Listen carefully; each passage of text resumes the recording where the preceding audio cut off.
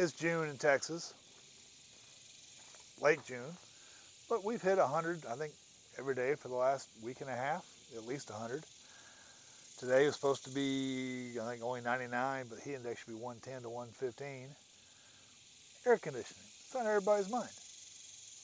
Having a CUCV, they didn't come with air conditioning.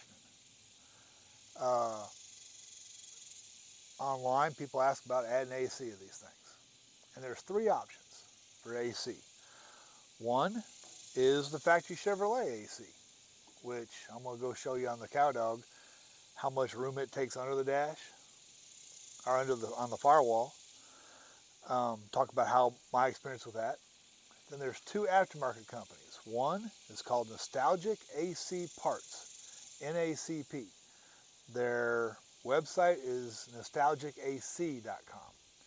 Then there's Vintage Air. I'm going to talk about those as well. So first off, here's the trouble with a CUCV that's stock and having AC. That is the compressor mount. The CUCVs with two alternators, one here. Whoa, why?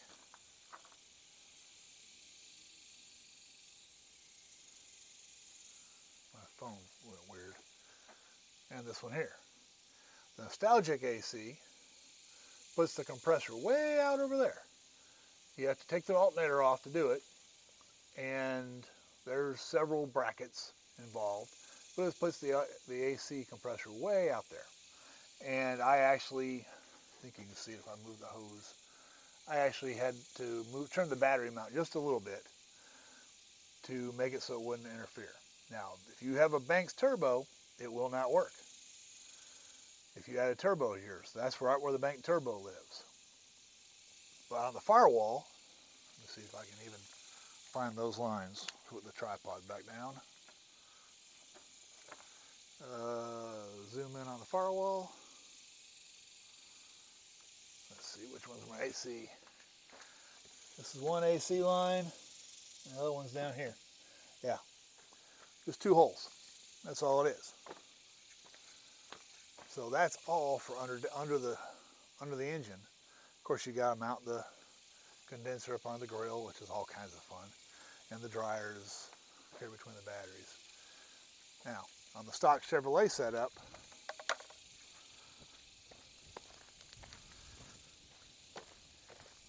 obviously I'm using a standing compressor mount, but all, get the tripod set back up again.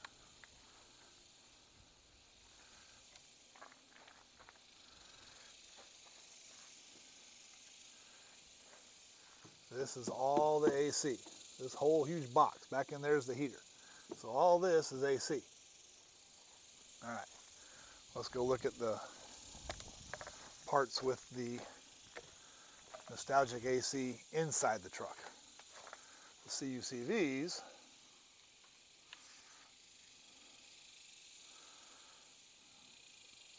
let's zoom in some. My dash is not the best, but I have, let me back up. I'm the third owner of this system.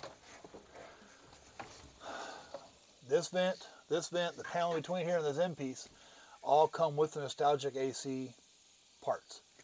Mine's broken here, broken there, it's broken right there. I use another screw here, it's broken there, broken here. I'm the third owner of this setup. And there's two drains. Make sure you can see that. So there's 4 holes you got to drill in the firewall to make this setup work. You can't see it. Those 2 hoses, that's my drains, condensation drains, right down here. My fat belly blocked that, probably. You can see the 2 hoses. You also noticed I have my heat ducts duct taped off. That gets in the negatives of the Nostalgic AC kit. It's AC only. And besides, okay, I'm telling 3 different stories at one time. back up. I got this because a guy on Steel Soldiers who'd bought a 1009 with this kit installed hated the kit.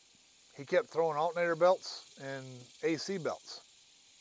He happened to see where my son was building a 1009, which you've seen in my other videos called Red. He said, if you come take the thing off of my truck, make my truck all stock, you can have my AC set up. So Colton and I went over there one cold February day, took this all off his truck, and drove this truck over there, and we transferred everything off my truck to make his truck back to stock. And that's how I got the setup. So I guess I'm the third owner, but only the second truck this has been in. But when we took it apart, the pieces started cracking. I was not impressed with the quality. Now the reason he was throwing belts over here on the brackets is the person who installed it in the truck he had used standard bolts and nuts and whatnot here. These are metric, okay? There's this plate, there's a plate down here, and another plate on the bottom. And it goes all the way over to, you can see underneath the alternator. Those red bolts over there, those are part of the AC brackets. Nostalgic AC is the only people that can sell you these brackets. If I was going to do this again, I would call Nostalgic AC and get the mounting kit for this compressor.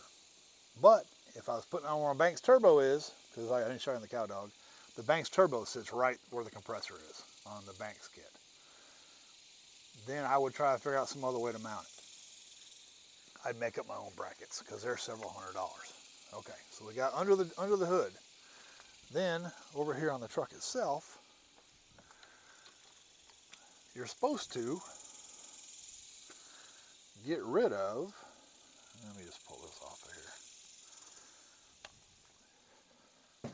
You're supposed to get rid of the blackout light switches and put the vent there.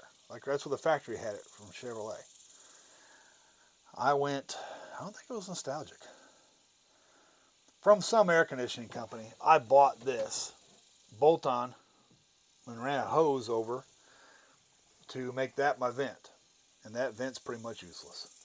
This is the Nostalgic AC control panel and vent.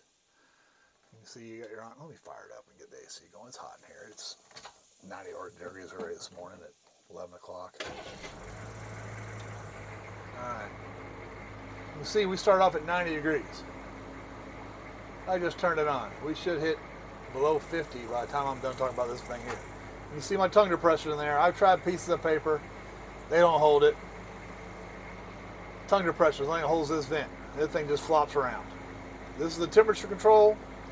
This is the fan control. You can see how it bolts on. These are the bolts that were on the other truck. Yes, 4 different kind of fasteners.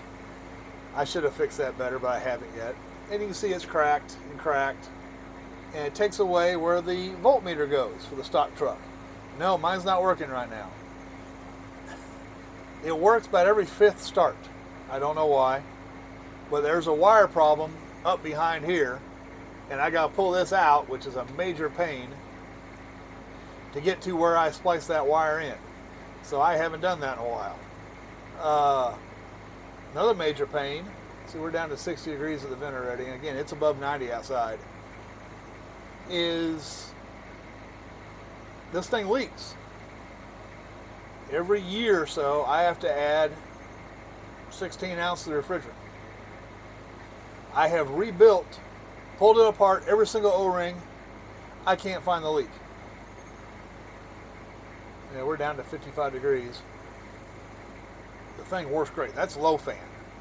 And I can feel it in the driver's seat. Put in a high fan, it's like being in a hurricane. It works great. Except it's AC only. I don't have any defrost or floor. That is still full heat. That's using the old factory heater. I have mine set to defrost. If I put it on off, that defaults to the floor. I had on defrost. I drove to go run this morning, and there was moisture. There was 100% humidity. So I had to run the heater for the defrost and the AC to stay cool. Either way, hot air comes in through the floor, no matter where you have this set at. Which leads me, excuse me, I got the hiccups all of a sudden. Leads me to the vintage AC setup. Theirs gets rid of the heater duct, gets rid of this panel, puts a full-size vent here, has all new vents and trimming across there, and has their own defroster setup. So factory, you lose a whole bunch of underhood space, which is going to interfere with your front battery, or excuse me, rear battery, but no way to mount the compressor to the 6.2 diesel with the dual alternators. Nostalgic AC, I'm not impressed by the quality. See, we're at 40 degrees at the vent. I'm not impressed with the quality of their construction, and the system has no defrost or floor delivery options. And there are times when you're running the heater and the AC at the same time in this truck. Vintage Air, theirs replaces all the heater and the AC, or replaces the heater unit, adds an AC unit. You have one slide right through there to control heat and cold. You can do it all. And you can put defrost, floor, or vent, or mix. So just a real quick, so yeah, this thing works. That's the other thing. I go fire up the cow dog, we won't get below 60 degrees when he's sitting still. It's an R12 system with R134A in it. See, it's actually going below 40 degrees. We're down to 38 or so. This thing is cold. Which leads to a whole other CUCV problem. Let me back up and get the tripod out again. I call this truck my green greenhouse, because it is a green greenhouse. Turn it all off.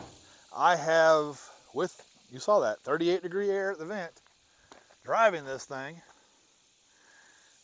with no tint.